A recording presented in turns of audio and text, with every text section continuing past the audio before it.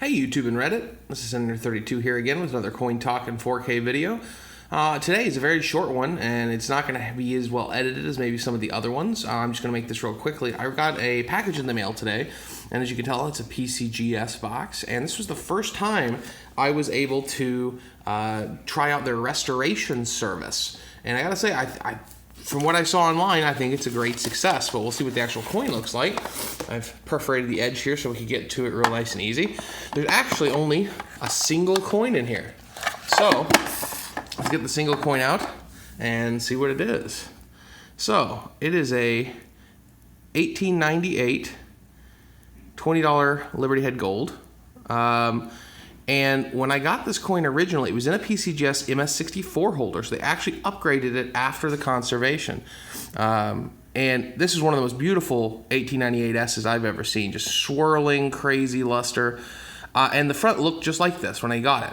It's about an MS64 plus front, so not too much higher, but the back is incredible. But it had massive copper spots all over the back, completely in the central devices. Couldn't see around them, and so because these have 10% copper in them, a lot of times you get copper spots. Now sometimes copper spots are a good thing, they're kind of in vogue, they show the coin hasn't been dipped or messed with, but the back of this one was completely covered. So let's see what the back looks like now.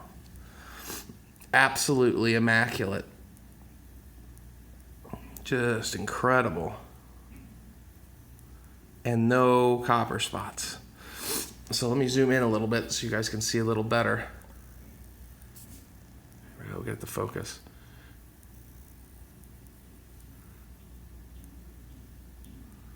Just an amazing $20 gold piece.